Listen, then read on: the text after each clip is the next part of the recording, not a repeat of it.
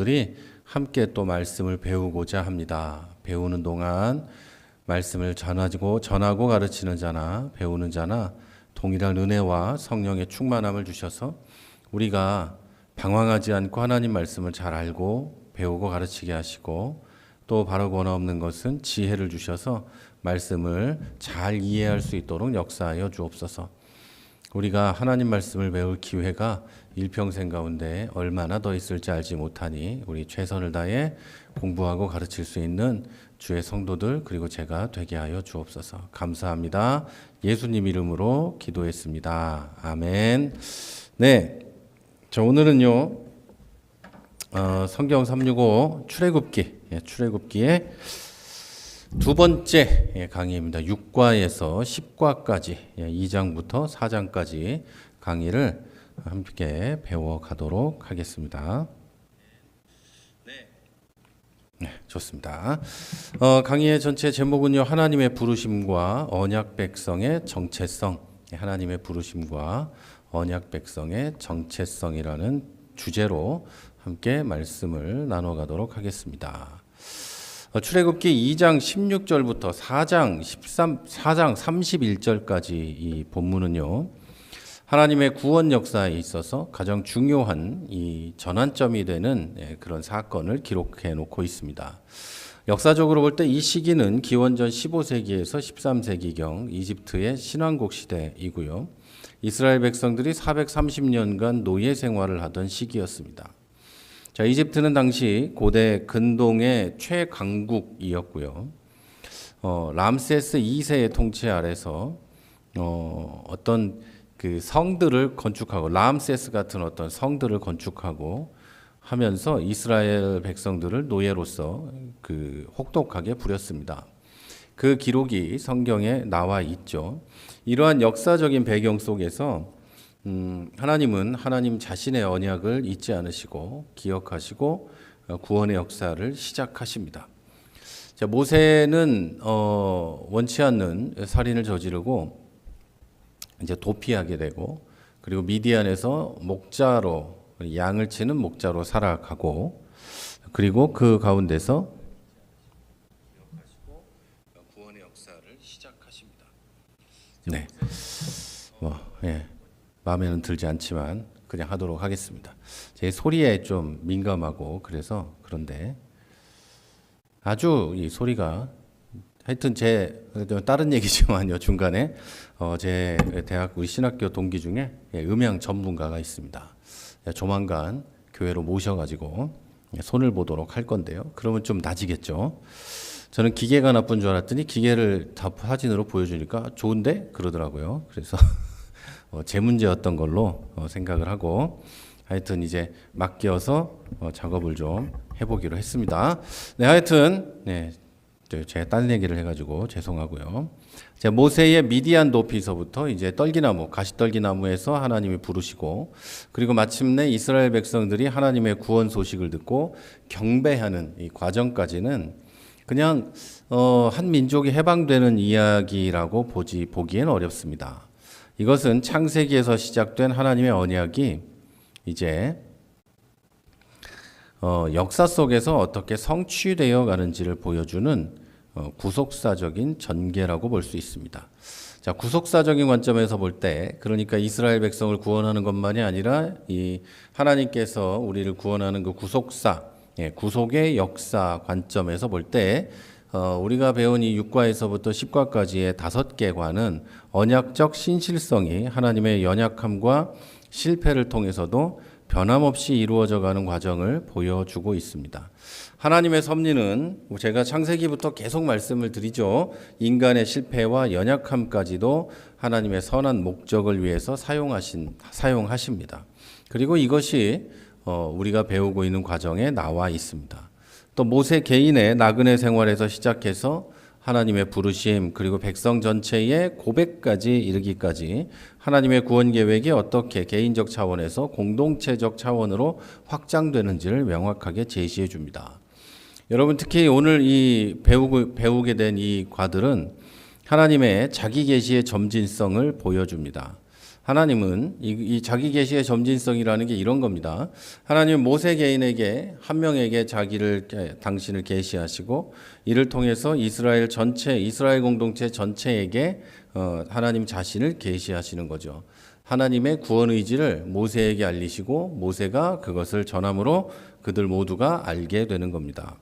이것은 신약에서 그리스도를 통한 완전한 계시의 예표가 되고 교회를 통한 하나님 나라 확장의 원형을 보여줍니다.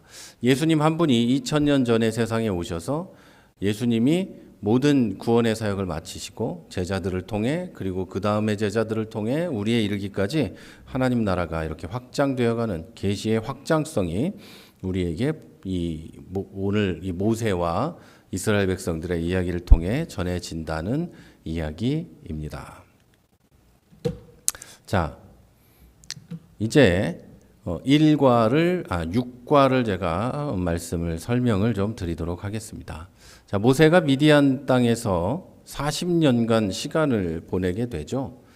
이 시간은 사실 인간적으로 보면 굉장히 좌절할 수밖에 없는 시간입니다. 모세는 처음부터 어떤 하나님 백성을 구원하겠다는 어떤 마음을 갖고 있던 사람이 아니었단 말이죠. 그냥 모세는 이스라엘 사람으로서 히브리인으로서 이집트 왕궁에서 자란 이집트 왕자로 자란 사람이었어요. 어떻게 보면 모든 특권을 다 누리고 있었고 민족 정체성에 대한 혼돈을 겪었던 사람입니다. 그러나 스스로 이집트 왕자라는 기득권을 버리고 싶지는 않았죠.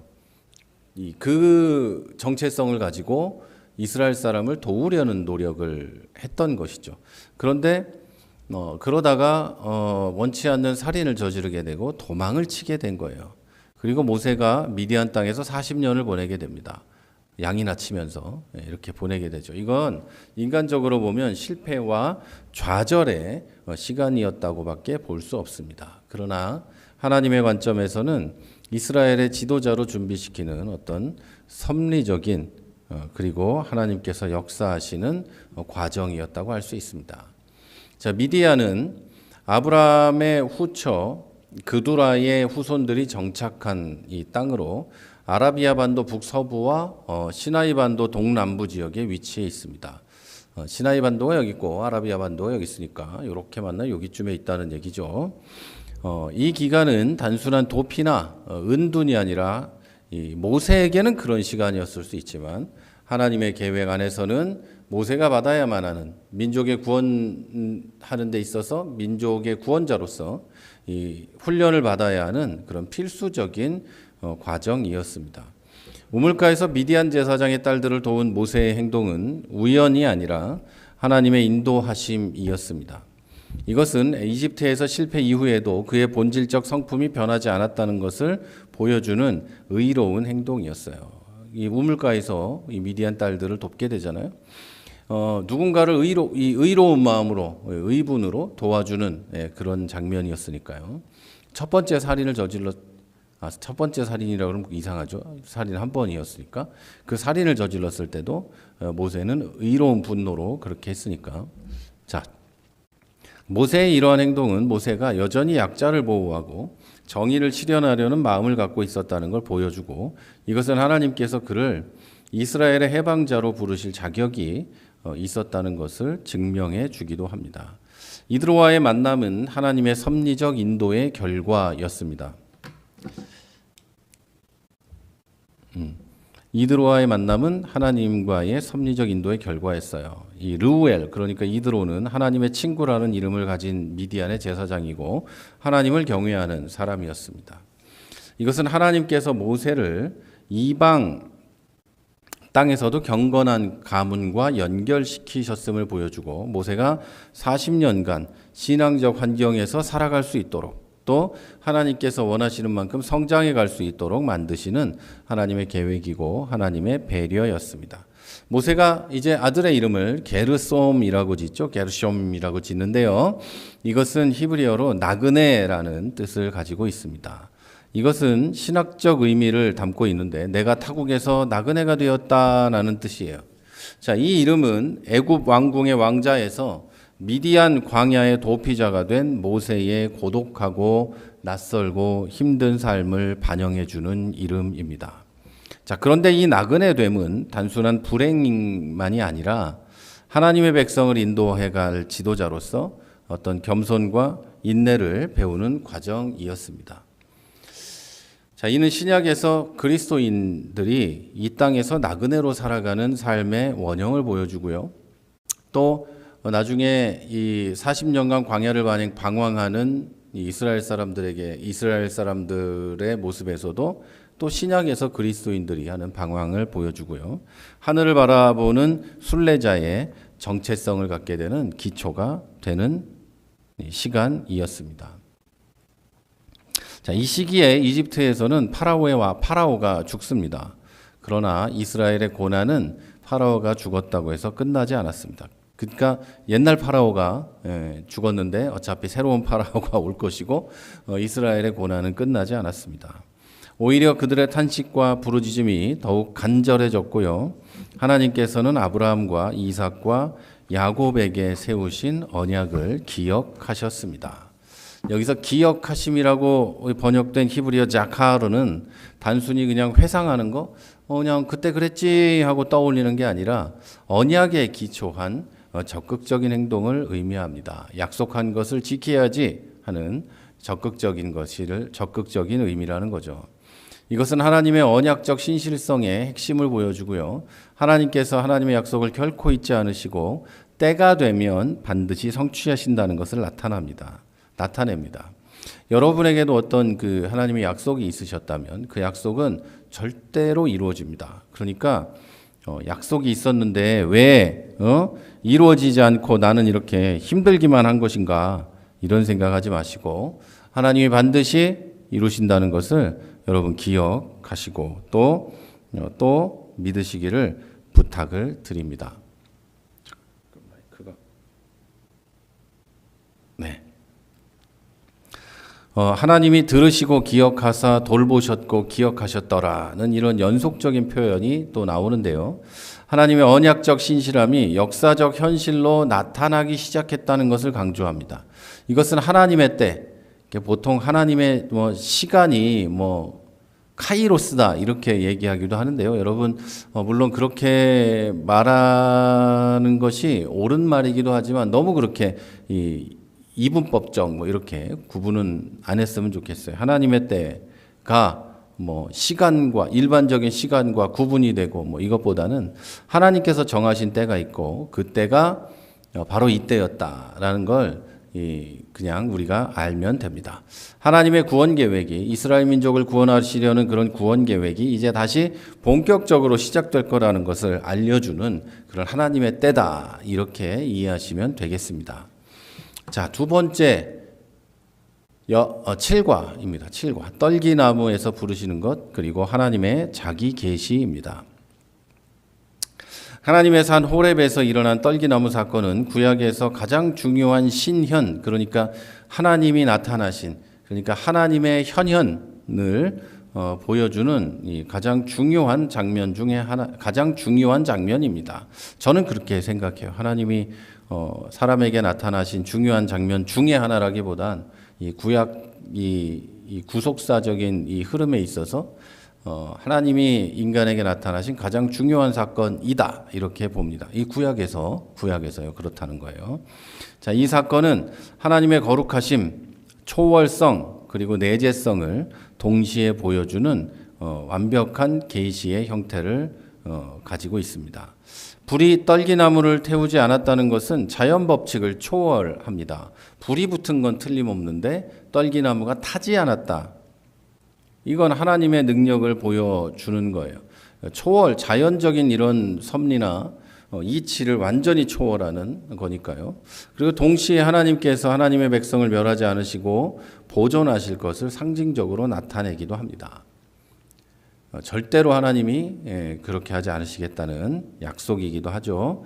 떨기나무라는 평범한 식물이 하나님의 현현, 그러니까 하나님이 나타나신 것에 매체로 사용되는 것은 하나님께서 보잘것없는 것들을 통해서도 하나님의 영광을 나타내실 수 있다는 걸 보여주고 또 나타낼 수 있다는 것을 보여줄 뿐만 아니라 하나님은 주로 보잘것없는 것들을 통해 하나님의 영광을 보여주십니다.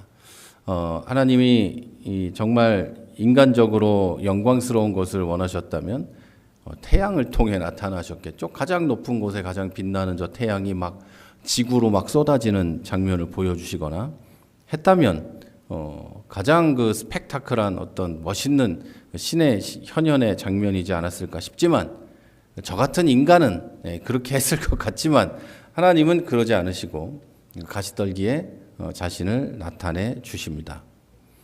이것은 뒤에 훗날에 하나님께서 연약한 모세를 사용하셔서 강력한 애굽을 굴복시키는 장면으로도 보여지고 있습니다. 그러니까 하나님은 모세를 통해서도 그리고 구약에 나와 있는 여러 사람들을 통해서도 다니엘도 마찬가지고 다 이루 말할 수가 없어요. 다니엘의 친구들도 마찬가지고 다윗도 마찬가지고 전부 제가 그들의 특징을 하나씩 말할 수는 없지만 여러분이 알고 있는 지식으로만 생각해 봐도 그들의 신앙의 여정이 우리가 지금 아는 바 훌륭하기 때문에 그들의 인생이 훌륭하고 멋진 사람이구나 이렇게 생각할지도 모르지만 원래 그러지 않았다는 거예요. 원래 그렇지 않다. 그런 사람들이 아니다. 그러나 그 보잘것없고 아무것도 아닌 사람들을 통해 하나님이 일하시고 그 사람들이 하나님의 일을 하게 만들고 하는 분이 바로 하나님이시라는 거예요. 하나님께서 네가 선 곳은 거룩한 땅이니 내 발에서 신을 벗으라 하고 명령하시는데요. 이것은 하나님의 거룩하심과 하나님의 위엄을 보여줍니다. 이 거룩함은 이 히브리어로 코데쉬라고 하는데요. 구별됨, 성별됨을 의미합니다. 그러니까 하나님의 임재로 인해서 그 장소가 일반적인 이 보통의 공간과는 완전히 구별되고 특별한 성격을 갖게 되었다는 것을 의미하는 거예요. 하나님이 거룩하시고 하나님이 계신 곳이 거룩한 거죠. 그리고 이 거룩하다는 말은 구분된다는 거예요. 저 일반적인 것과 거룩한 것이 구분된다 이런 것을 의미합니다. 자, 신발을 벗는 것은 고대 근동 지역에서 거룩한 장소에 들어갈 때 일반적인 예의였고요. 속된 것과 거룩한 것을 구분하는 의식적인 행위였습니다. 자, 이제 하나님 자신을 아브라함의 하나님, 이삭의 하나님, 야곱의 하나님으로 소개를 하십니다. 이렇게 소개하신 것은 하나님의 언약이 연속된다는 것을 보여주는 거예요. 아브라함의 하나님, 이삭의 하나님, 야곱의 하나님이 이제 430년이나 흘러가지고 모세의 하나님이 되는 거고 이스라엘 민족의 하나님이 된다는 거죠. 왜냐하면 그들에게 약속한 것이고 그들의 자손들이고 이것이 계속 연결된다는 걸 보여주실 뿐만 아니라 신실하신다는 것을 또 강조합니다. 하나님이 430년 전에 한 약속을 이제 이루시겠다는 거죠. 자, 이것은 새로운 계시를 하나님이 하고 계시는 게 아니라 기존의 언약이 성취되고 있다는 것을 보여주고요. 하나님의 신실하심과 이 언약적 기억을 나타냅니다. 하나님이 그 약속을 잊지 않으셨다. 그리고 하나님은 믿을 만하다. 믿을 수밖에 없는 분이다. 이걸 보여주는 겁니다. 자, 족장들과 맺은 언약이 이제 역사적 현실로 성취되기 시작합니다. 그리고 이제 하나님께서 내가 내려가서 구원하시겠다 이렇게 선언합니다. 자, 하나님의 적극적이고 직접적인 개입을 의미합니다. 이것은 하나님께서 초월적인 존재이시면서도 역사 속에 직접 개입하시는 내재적 하나님이라는 걸 보여줍니다. 자, 초월적 존재라는 건 인간 세계를 넘어선 어느 분이란 어떤 존재라는 건데 그분이 이곳에 내재하신다. 이곳에 오셔서 직접 구원하시겠다는 그런 것을 보여주는 거죠. 그리고 젖과 꿀이 흐르는 땅에 대한 약속은요. 하나님의 구원이 그냥 해방시키는 것만이 아니라 풍요로운 축복을 완성시키는 것을 목표로 한다는 것을 보여줍니다. 이스라엘 백성을 끌어내서 광야에 버려두는 게 아니라 가나안이라는 젖과 꿀이 흐르는 풍요로운 땅으로 인도해 가시고 그 목표를 하나님께서 완성하시겠다는 그것을 보여주는 것이죠. 자, 모세의 소명은 개인적 부르심을 넘어서 이 소명이라는 말은 사명이라는 말하고 다릅니다. 여러분, 제가 한번 설명을 드렸을 텐데 잊으셨을 수 있으니까 말씀을 드리면, 소명이라는 말은 하나님의 부르심을 의미합니다. 부르심이고, 사명은 내가 어떤 사명감 같은 거 있죠. 이렇게 해야만 하는 마음을 갖는, 그것을 사명감이라고 합니다. 그래서 특별히 이제 어떤 직업이든 사명은 필요한데요. 목회자들에겐 사명보다 소명이 필요합니다. 하나님의 부르심이 없이는 목회자를 할 수가 없어요. 그리고 선교사도 당연히 할 수가 없고요. 하나님이 어떤 것으로 불렀다, 이게 없이는 이 목회라는 것을 할 수가 없는 거죠. 그리고 인간에게 이 주어진 어떤 직업들도 사명감만으로 할 것이 아니라 여러분에게도 마찬가지예요. 여러분이 어떤 직업을 갖고 있다면 이것은 나의 소명이다. 하나님이 나를 부르셨다. 한자어로 잘 쓰는 말인지는 모르겠으나 천명 이런 거 있잖아요. 하늘의 부르심, 하늘의 명령 이런 거, 그런 걸 의미하는 겁니다. 자, 그리고 하나님께서 모세를 바로에게 보내서 이스라엘을 인도해내라고 명령하신 것은 하나님의 구원이 인간 대리자를 통해서 실행된다는 것을 보여줍니다. 하나님이 그냥 바로에게 직접 가셔서 데리고 갈게 하면 바로가 그냥 당연히 보냈을 텐데, 하나님은 그렇게 일하는 분이 아니십니다. 사람을 통해 일을 하시죠. 자, 그리고 동시에 세상의 권력과 하나님의 권위가 대면하는 장면도 예고합니다. 그 지역에서 가장 강대한 나라의 왕과 그리고 하나님께서 보낸 대리자 모세와의 만남이 이제 이루어지게 되죠. 자, 이제 8과입니다. 자, 모세는 자기를 부르신 하나님에 대해서 전혀 이해하지 못합니다. 그러면서 내가 누구길래요? 이렇게 하고 하나님께 이 일을 제기합니다. 첫 번째 이 일을 제기하는데, 내가 누구입니까? 내가 누군데 그런 일을 해요? 이런 말을 합니다. 이 말은 40년간의 광야 생활을 통해 형성된 깊은 겸손을 보여주기도 하고, 완전히 이제 이 왕궁에서 가졌던 그런 자만심이 완전히 사라지고 무능력을 절실히 깨달았다는 것을 보여주는 거예요. 내가 그 일을 어떻게 합니까? 그런데 40년 전에는 자기 혼자도 하려고 했잖아요. 하나님 없이도. 그런데 이제는 내가 그걸 어떻게 합니까? 하나님, 내가 누구길래요? 이런 말을 하는 사람이 된 것이죠. 자, 이런 겸손, 그리고 자기 부정, 그리고 자기의 무능력을 확신하는 것은 하나님께서 사용하시는 그릇의 첫 번째 조건입니다. 나는 못해. 나는 못해. 하나님만 하실 수 있어요. 이게 조건이에요. 자, 하나님의 능력이 인간의 연약함을 통해 더욱 명확하게 드러나게 하는 도구가 바로 이런 사람들입니다. 자, 모세는 출애굽기 3장 13절에서 두 번째 이 일을 제기합니다. 내가 이스라엘 자손에게 가서 너희 조상의 하나님이 나를 너희에게 보내셨다고 말하면 그들이 주의 이름을 물을 거야. 헷갈립니다. 이 말이 아니라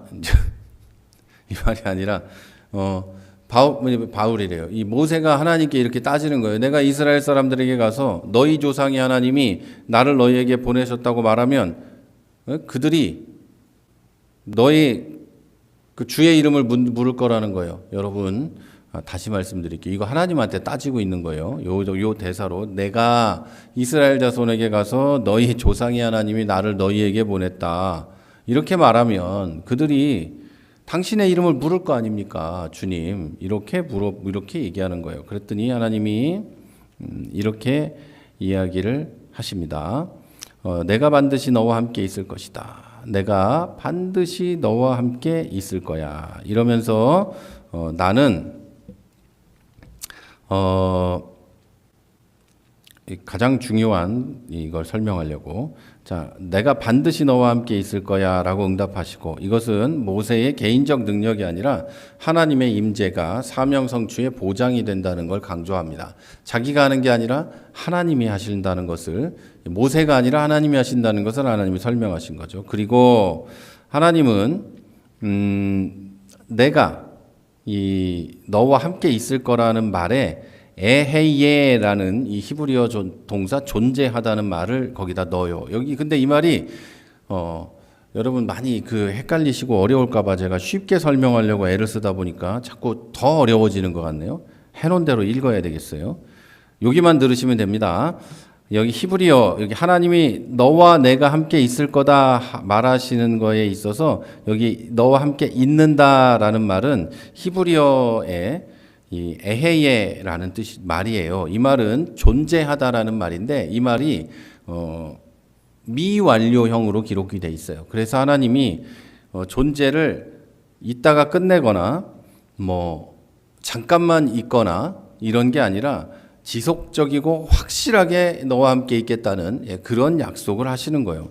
이 말은 이 하나님의 이름으로 이제 당신의 이름이 뭐냐고 물어보자 하나님이 대답하시죠. 나는 나다. 이렇게 스스로 존재하는 자다. 이렇게 대답을 하시는데 거기에 존재라는 것에도 이 말이 사용이 됩니다.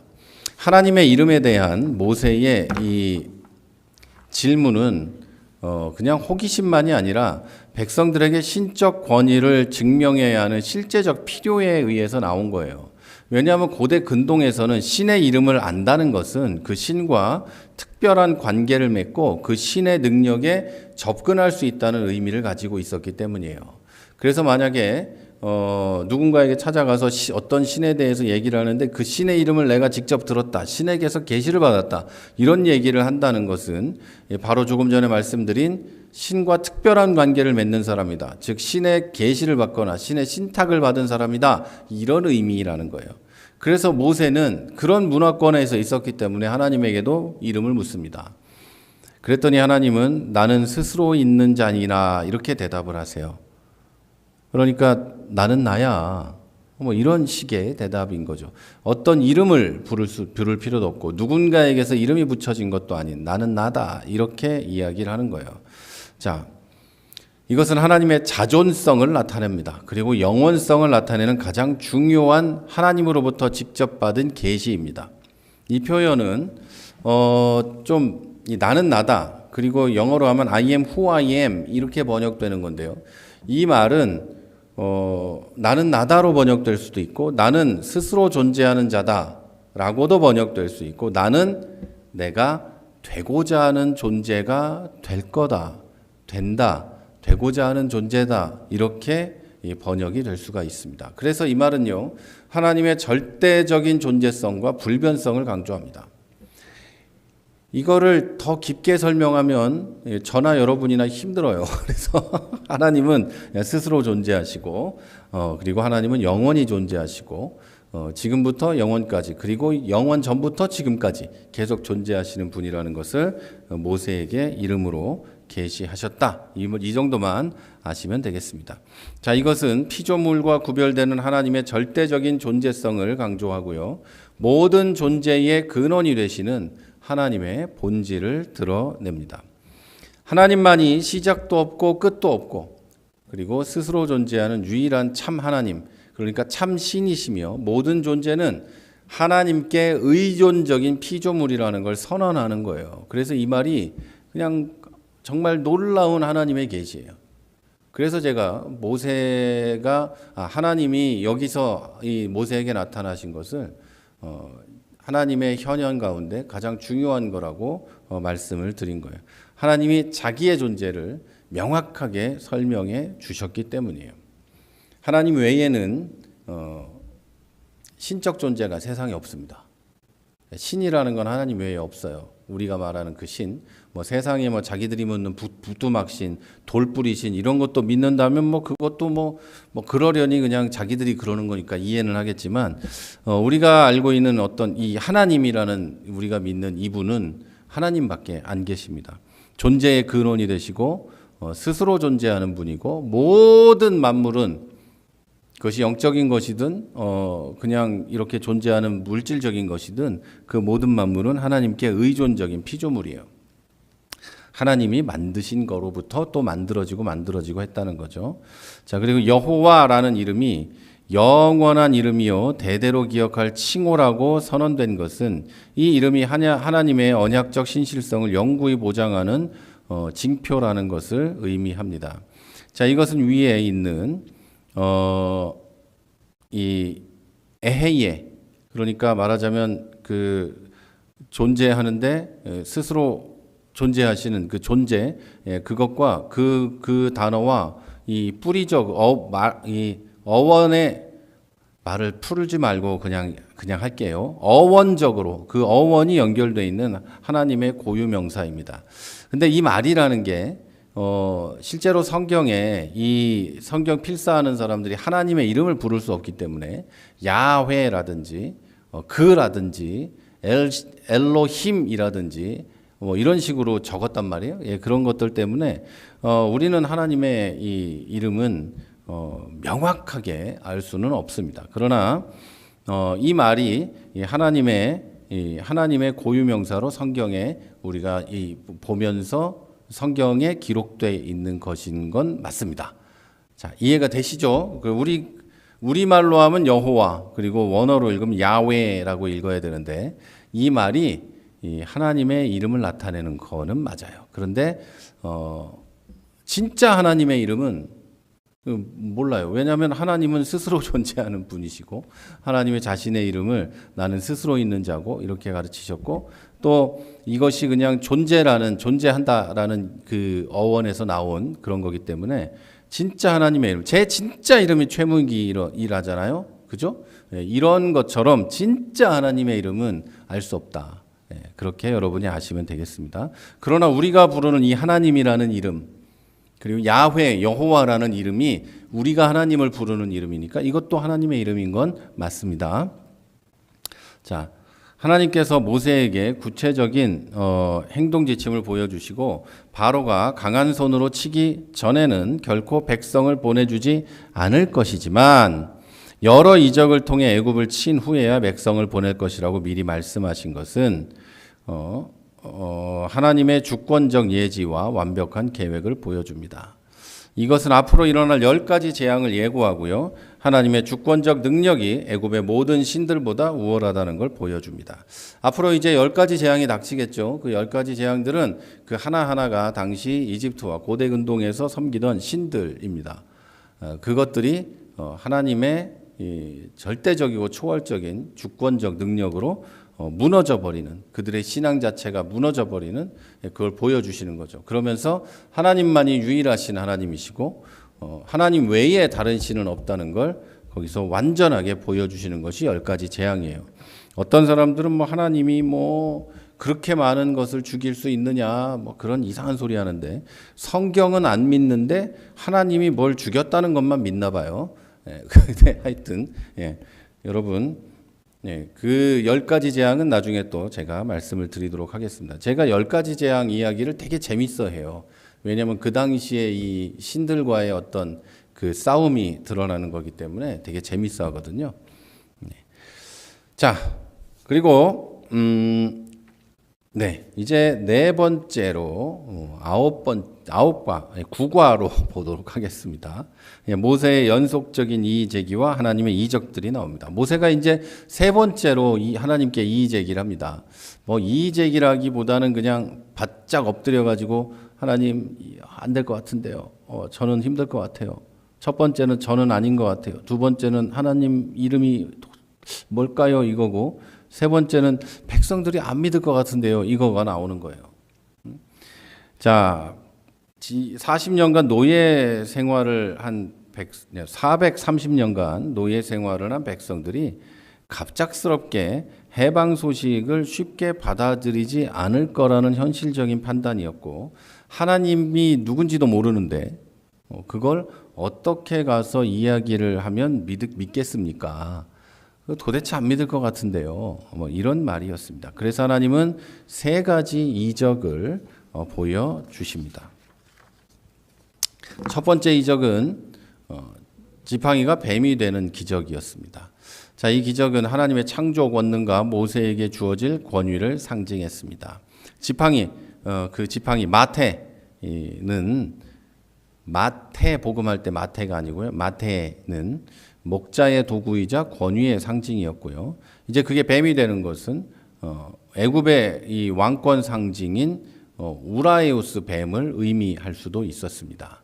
그래서 모세가 뱀 앞에서 피한 것은 자연스러운 반응이었죠. 뱀 보고 안 피할 사람이 어디 있겠습니까? 그런데 하나님의 명령에 따라 뱀 꼬리를 잡았을 때 다시 그 지팡이가 된 것은 하나님의 절대적인 통제권을 보여줍니다. 하나님은 자연을 통제하시고 그리고 이집트의 신도 통제하실 뿐 아니라 진짜 신이 아니고 그들이 그렇게 믿는 신이라고 믿는 모든 것을 통제하시는 분이라는 것을 보여줍니다. 자, 두 번째 이적인 손에 나병이 생겼다가 치유되는 것은 하나님의 심판과 치유 능력을 보여줍니다.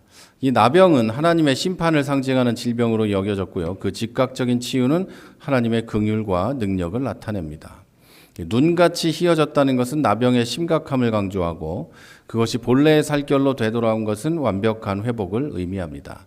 나중에 가서 이제 정결례에 대해서 이야기할 때 나병에 대해서 좀 더 자세히 이야기하겠지만 이 당시에 나병이 우리가 지금 흔히들 말하는 한센병 또 옛날 말로 지금은 써서는 안 되는 말이지만 문둥병 뭐 이런 거라고 똑같이 여겨지지는 않습니다.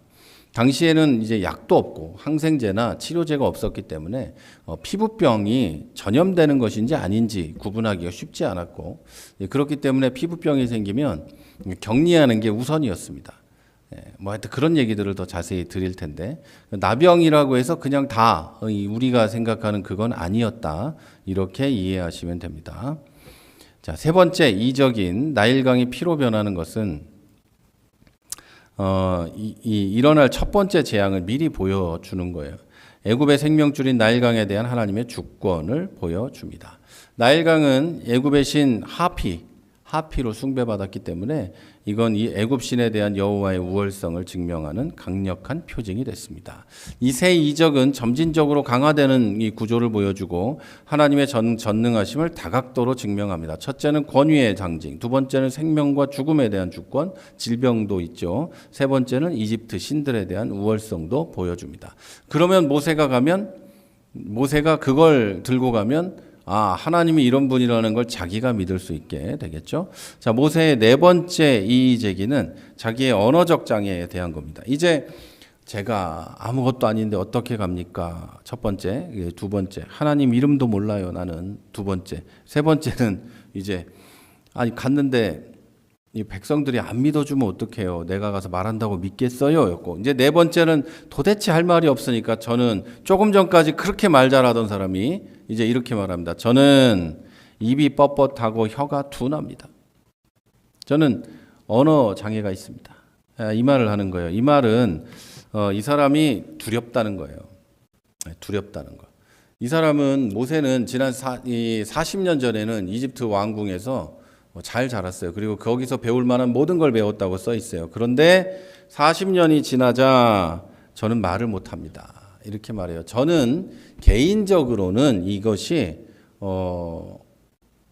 이 일 자체가 하나님이 맡기시는 이 일 자체가 너무 두렵고 떨렸기 때문에 핑계대는 것이 한 60-70% 된다 이렇게 생각을 합니다. 앞에 기적을 보여주신 하나님이 말 같은 게 뭐가 문제겠어요. 하나님이 가서 이야기하라는 걸 나는 말이 어눌해서 못하겠습니다라는 말이잖아요. 그건 중요한 게 아닌데도 모세가 이렇게 이야기를 하는 거죠. 그런데 이제 신학자들은 조금 더 고급스럽게 이제 표현을 합니다. 이 모세가 실제로 언어 장애가 있었을 수도 있다. 그리고 40년간 이집트에서 배웠던 웅변술이 퇴화됐을 거다. 이렇게 이야기도 합니다. 자, 그랬더니 하나님은 이렇게 말을 하시죠. 누가 사람의 입을 지었느냐.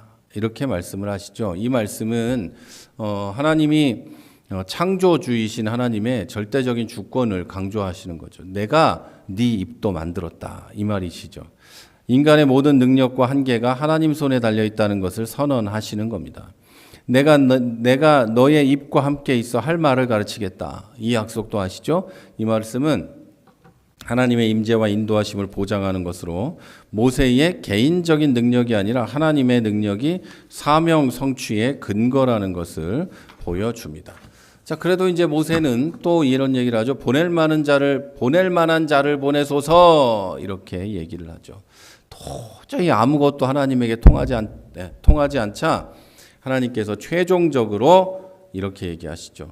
노하시면서도 아론을 협력자로 세워주십니다. 하나님은 하나님의 사명을 거부한다고 해서 안 쓰시는 게 아니에요. 일할 수 있는 사람으로 만들어 가시고 일할 수 있도록 세워 가시는 거예요.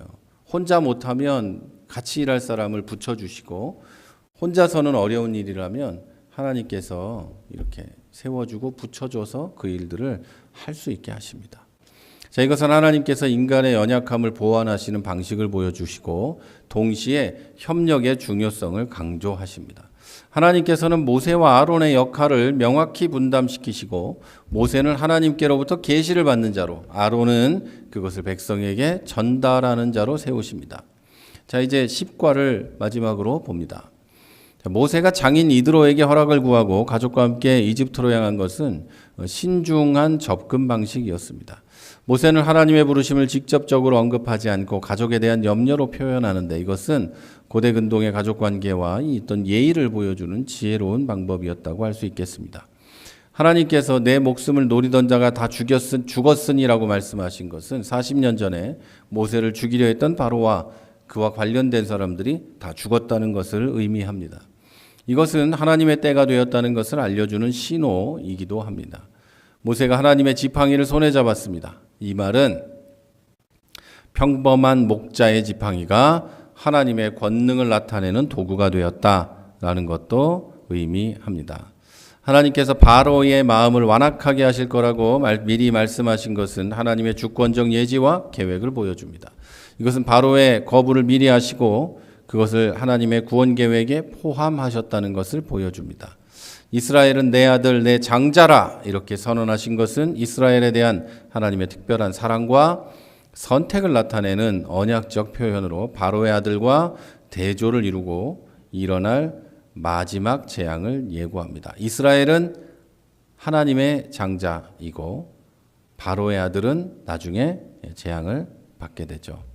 길에서 일어난 할례 사건은 언약의 표징인 할례의 중요성을 강조하는 중요한 사건입니다.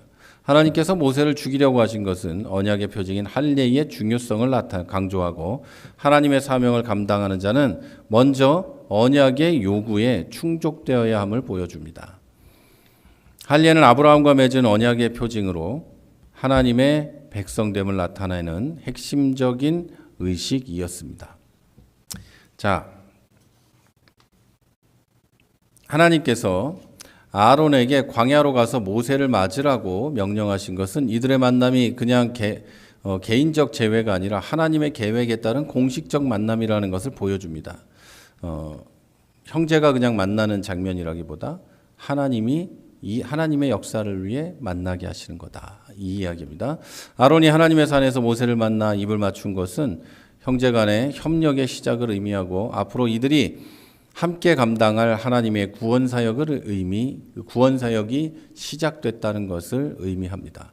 모세와 아론이 이스라엘 자손의 모든 장로를 모은 것은 하나님의 구원 계획을 공동체 전체에 알리는 공식적인 절차였습니다. 아론이 하나님의 말씀을 전하고 이적을 행하자 백성이 믿고 경배하게 된 것은 오랜 기다림 끝에 하나님의 구원이 시작됐다는 것을 깨달은 반응이었습니다.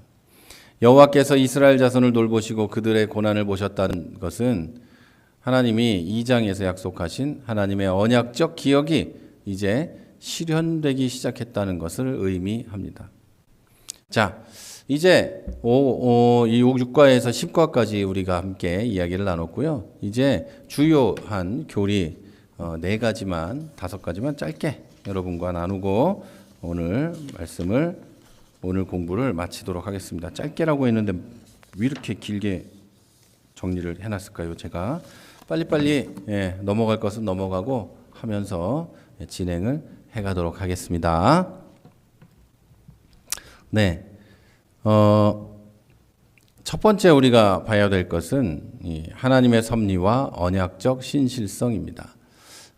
개혁주의 신학의 그러니까 우리 교회가 따르고 있는 개혁주의 신학의 핵심인 하나님의 섭리는 우리가 배우고 있는 이 5개 과뿐만 아니라 성경 전체를 관통하는 중요한 교리입니다.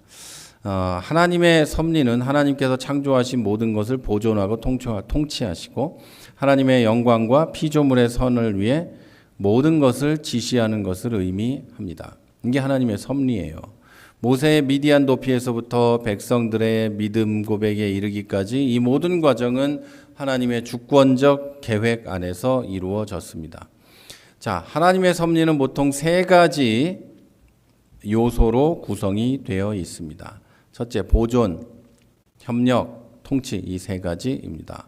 자, 모세의 경우에서 보면 하나님은 모세를 미디안에서 보존하시고 모세가 그곳에서 이 우물가에서 행했던 선행과 결혼을 통해서 그가 살아갈 수 있도록 협력하시고 그리고 40년간의 훈련을 통해서 지도자로 준비시키셨어요. 그리고 하나님이 그곳에서 하나님이 통치하신 것이죠. 이것은 하나님의 섭리가 인간의 실패와 연약함까지도 하나님의 선한 목적을 위해 사용하신다는 것을 보여줍니다.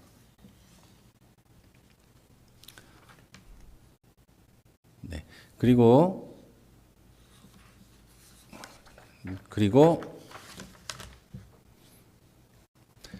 이 언약의 구조는 하나님이 우리에게 하신 언약의 구조는 일방적이면서도 쌍방의 이 성격을 가집니다.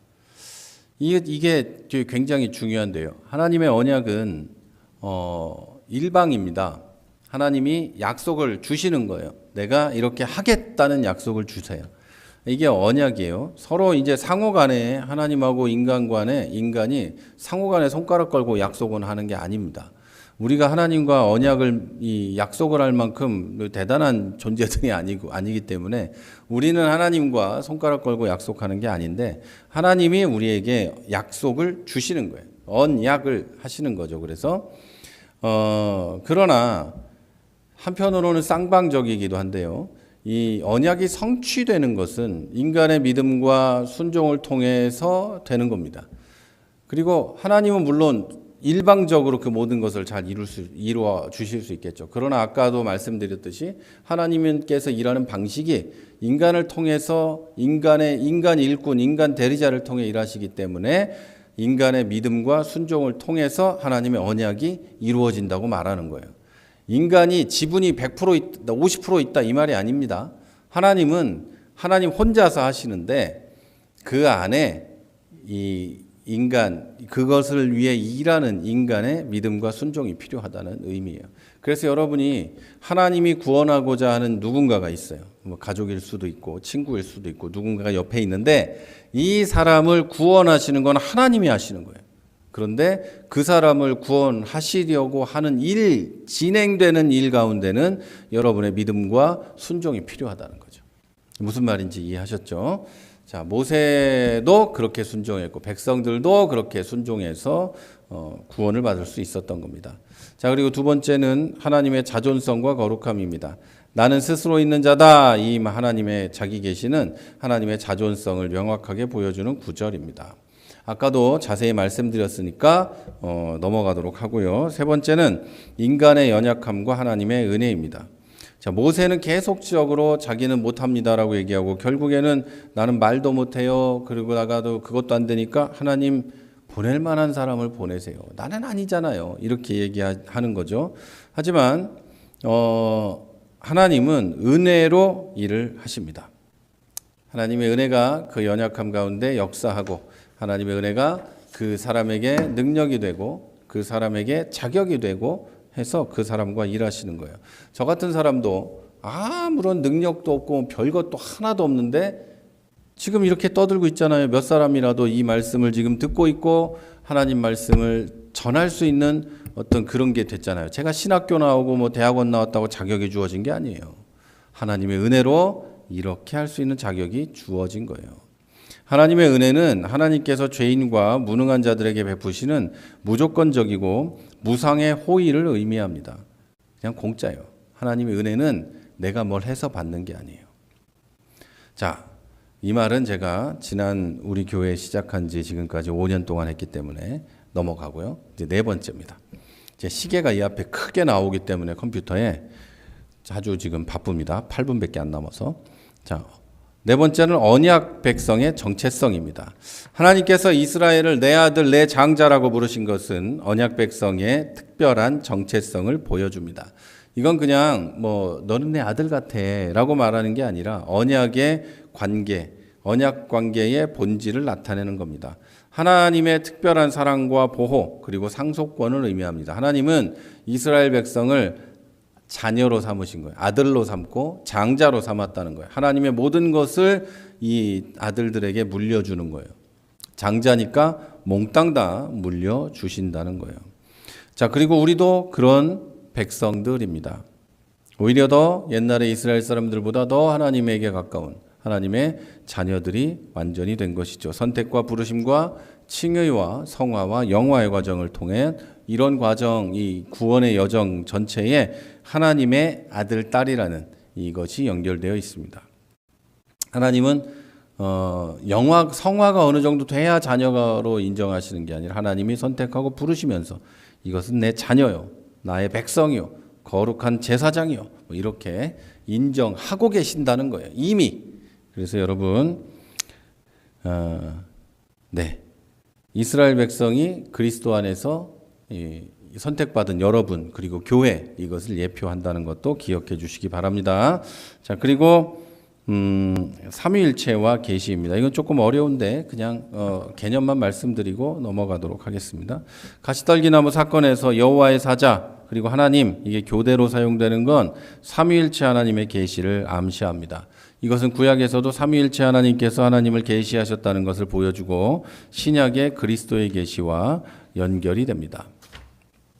자, 요 정도만 이해하시면 돼요. 이거를 더 어렵게, 더 길게 얘기하면 엄청 길지만 여기까지만 얘기하면 좋겠고요.